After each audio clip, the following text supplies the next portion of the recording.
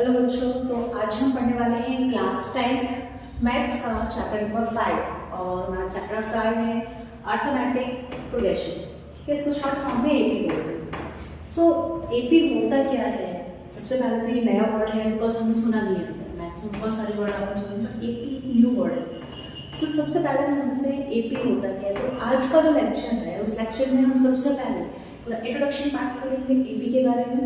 AP का complete introduction हम देखेंगे, उसके बाद हम चैप्टर के क्वेश्चन स्टार्ट करेंगे। So let's start.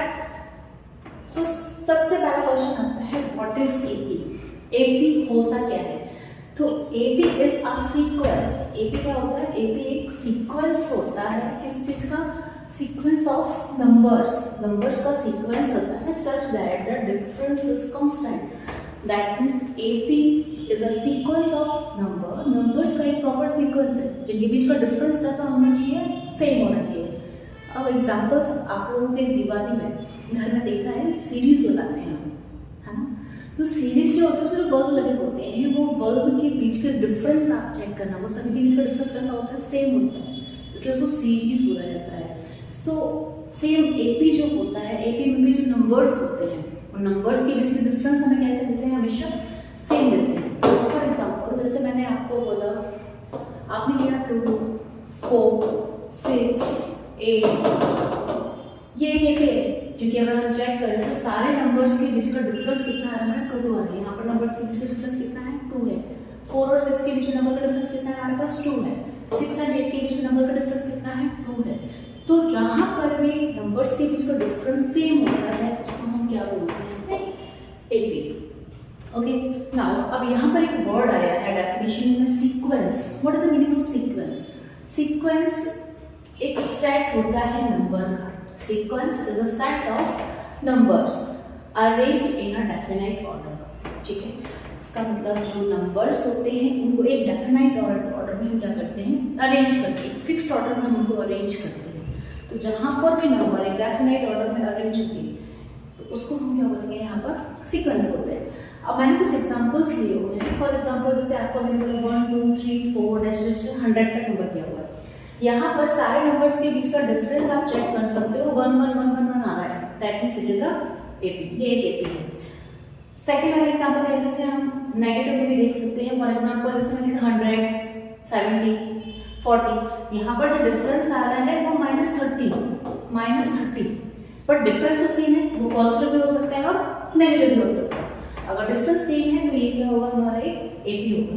5 5 5 5 same number है, बट नंबर्स के बीच में डिफरेंस कितना है? हमारे पास 0 है।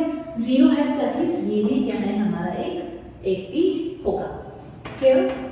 Okay, now next AP. There are 2 types of AP आपको पढ़ना है।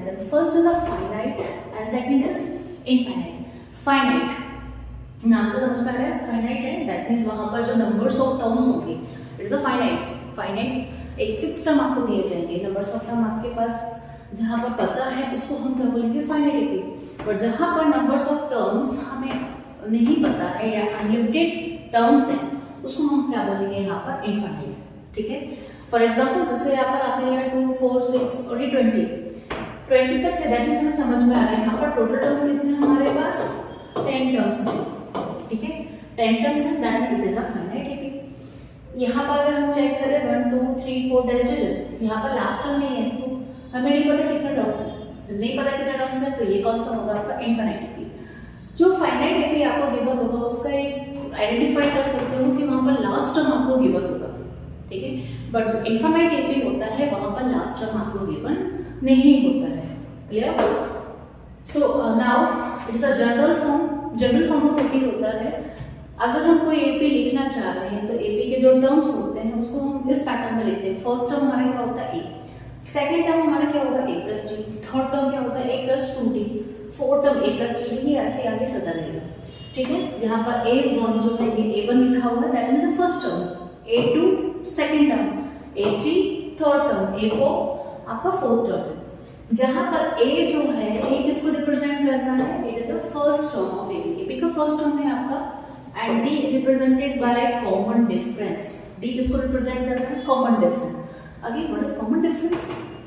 कॉमन डिफरेंस नाम से समझ में आ रहा है, कॉमन डिफरेंस, जो नंबर्स है उन नंबर्स के बीच का डिफरेंस कॉमन हो रहा है उसको हम क्या बोलेंगे, कॉमन डिफरेंस। मतलब नंबर्स के बीच में डिफरेंस सेम है, वो कैसे फाइंड आउट कर सकते हैं? वो फाइंड आउट करने के लिए हम सेकंड टर्म से फर्स्ट टर्म को माइनस करके देख लें, ठीक है, या फिर थर्ड टर्म से हम सेकंड टर्म को माइनस करके देख लें, या फिर फोर्थ टर्म से थर्ड टर्म को माइनस कर लें। मतलब जो आपके आगे वाले टर्म है उससे पीछे वाले टर्म को अगर हम माइनस करते हैं तो हमारे पास आएगा यहाँ पर कॉमन डिफरेंस। एपी में जो नंबर्स हैं उनके बीच का कॉमन डिफरेंस हमेशा कैसा रहता है, इक्वल रहता है, राइट ना। अब हम एक एग्जांपल लेते हैं जिससे आपको समझ में आएगा एपी में कैसे हम फाइंड आउट कर सकते हैं। लाइक हमारे पास एक आपको एक एपी दिया हुआ है 3, 6, 9, 12 एंड लास्ट टर्म आपको दिया हुआ है 30। तो हम यहाँ पे चेक कर सकते हैं बिकॉज हमारे पास लास्ट टर्म गिवन है, लास्ट टर्म गिवन है, that means it is a finite AP. Okay, सबसे पहला टर्म आपको क्या करना है, सबसे पहला टर्म हमें यहाँ पर निकालना है ए मींस फर्स्ट टर्म कितना है हमारे पास 3 दिया हुआ है, ठीक है।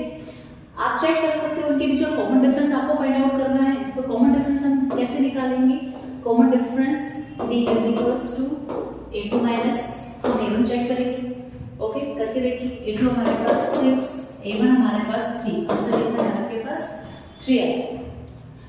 आप चेक करके देखो d is equals to a3 minus a2 तो 9 माइनस 6, आंसर आल्सो 3।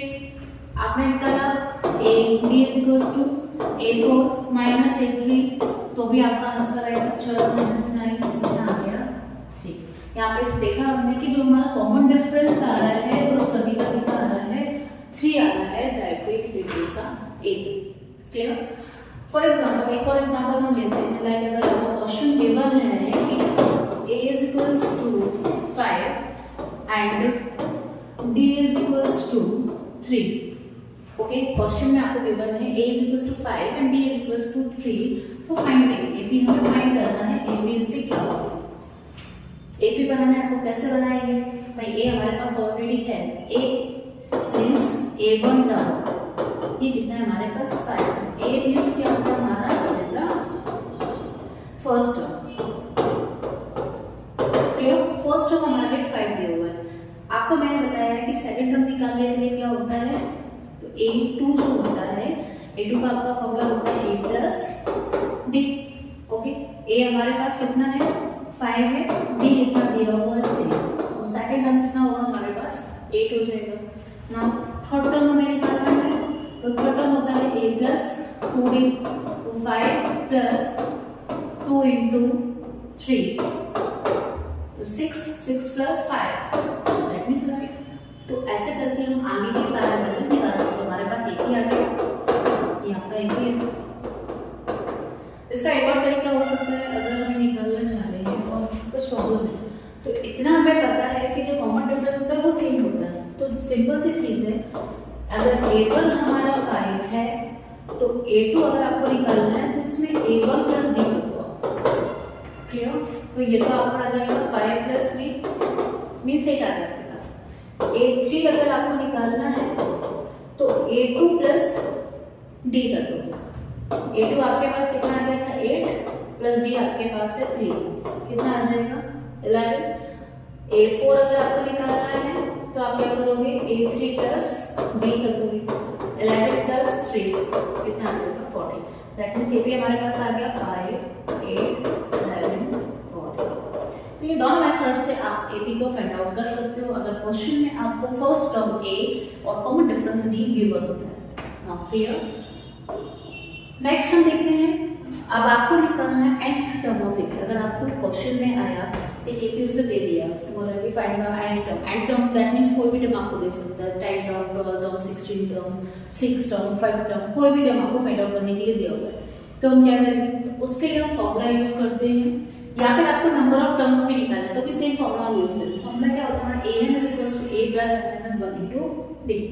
यहाँ पर जो आपको क्या क्या गिवन है an क्या होता है हमारा nth टर्म, ठीक है, जो भी टर्म हमें निकालना है वो nth टर्म होगा आपका।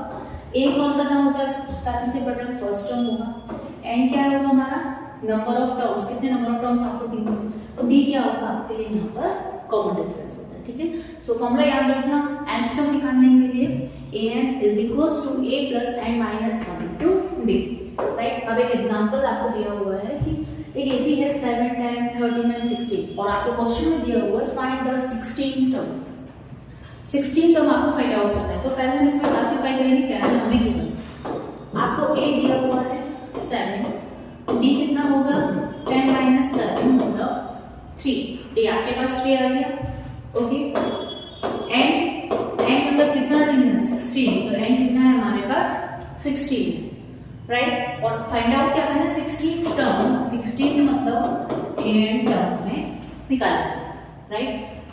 सो हमने पहले फॉर्मूला लिखा, we know that an is equals to a plus n minus 1 into d, okay. ये फॉर्मूला हमने लिखा। अब हम वैल्यूज निकाल देते हैं an मतलब a 16 हमें निकालना है, a प्लस सॉरी a आपके पास ऑलरेडी गिवन है, a is 7, right. n is 16 minus 1 and d आपके पास कितना हो गया, d is 3, राइट। इसको सॉल्व कर दो, 7 plus 15 plus 3, okay. Now 7 plus 45, ठीक है, इनको प्लस कर देना, तो आंसर इज 52। सो a 16 हमारे पास कितना आ गया 52। सो अगर ऐसे क्वेश्चन में आपको गिवन है तो आप सिंपली ये फॉर्मूला लगा के उसकी वैल्यू फाइंड आउट कर सकते हैं, ठीक है। क्वेश्चन हम थोड़ा सा चेंज कर देते हैं,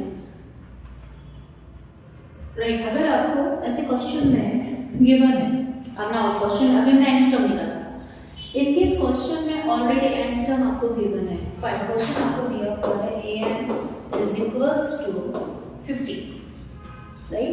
an इज इक्वल्स टू 50 आपको दिया हुआ है, a is equals to 5 and d is equals to also 5 और आपसे बोला गया है यहाँ पर फाइंड करना है हमें number of terms. Number of term मतलब n हमें फाइंड आउट करना है, तो हम कैसे निकालेंगे, फॉर्मूला तो सेम ही है आपके पास, an is equals to a plus n minus 1 into d, right. सारी वैल्यूज हम पुट कर देते हैं, an ऑलरेडी गिवन है, तो ये कितना हो गया आपके पास 50, राइट। a आपके पास गिवन है 5 प्लस n हमें फाइंड आउट करना है एंड d की वैल्यू भी कितनी है हमारे पास 5, वैल्यूज पुट कर दी। इसको नॉर्मली हम सॉल्व कर सकते हैं, तो 50 5 में ट्रांसफर हो जाएगा, 50 minus 5 is equals to n minus 1 in 5, 50 में से 5 माइनस किया, so answer is 45 is equals to n minus 1 into 5, ये 5 इधर ट्रांसफर करेंगे, so 45 upon 5 is equals to n minus 1, cancel हो जाएगा, 9 टाइम्स आ जाएगा आपके पास, तो आपके पास आ गया 9, ये 1 को भी इधर ट्रांसफर किया, plus 1 is equals to n, तो ये कितना आ गया आपके पास 10, तो n की वैल्यू कितनी आ गई आपके पास 10, तो नंबर ऑफ टर्म्स कितने होंगे हमारे पास n होंगे। तो ऐसे आप nth टर्म भी फाइंड आउट कर सकते हो और नंबर ऑफ टर्म्स भी यहाँ से फाइंड आउट कर सकते हो, क्लियर। नाउ नेक्स्ट, इसके बाद आपका जो फर्स्ट एक्सरसाइज है, फर्स्ट एक्सरसाइज पूरा आपका जो नंबर ऑफ टर्म्स है nth टर्म उसमें हमारा सॉल्व हो जाएगा। ना जो आपकी सेकंड एक्सरसाइज है, सेकंड एक्सरसाइज में आता है आपको sum of first nth term of AP, उसके लिए 3 फॉर्मूलाज हम यूज कर सकते हैं। फर्स्ट फॉर्मूला है हमारा Sn is equals to n upon 2 2a plus n minus 1 into d, जहां पर Sn क्या होता है आपका sum of AP, sum of AP होगा। n हमें ऑलरेडी पता है, n क्या होता है आपका नंबर ऑफ एपी, कितने नंबर ऑफ एपी, a आपका क्या होगा first term, a is first term and d common difference, right। और n ऑलरेडी में पता है, n is also number of term। इस फॉर्मूले को यूज करके हम सम ऑफ एपी फाइंड आउट कर सकते हैं। एक और फॉर्मूला हमारे पास Sn is equals to n upon 2a plus n an। यहाँ पर फर्स्ट टर्म में अगर क्वेश्चन में हमारे लिए nth टर्म गिवन है और फर्स्ट टर्म भी गिवन है, तो उस टाइम हम डायरेक्ट इस फॉर्मूले को लगाकर भी Sn फाइंड आउट कर सकते हैं, ठीक है। नाउ नेक्स्ट होता है Sn is equals to n upon 2a plus n means last term. In case question में अगर मैं लास्ट टर्म गिवन है तो हम ये वाला फॉर्मूला यूज करेंगे, क्लियर है। अब इसके लिए कुछ एग्जांपल्स हम देख लेते हैं। फॉर एग्जांपल आपको एक एपी दिया हुआ है, आपको एक एपी गिवन है 7, 10, 13, 16। ओके, ये आपको एक एपी दिया हुआ है एंड क्वेश्चन में आ जाएगा फाइंड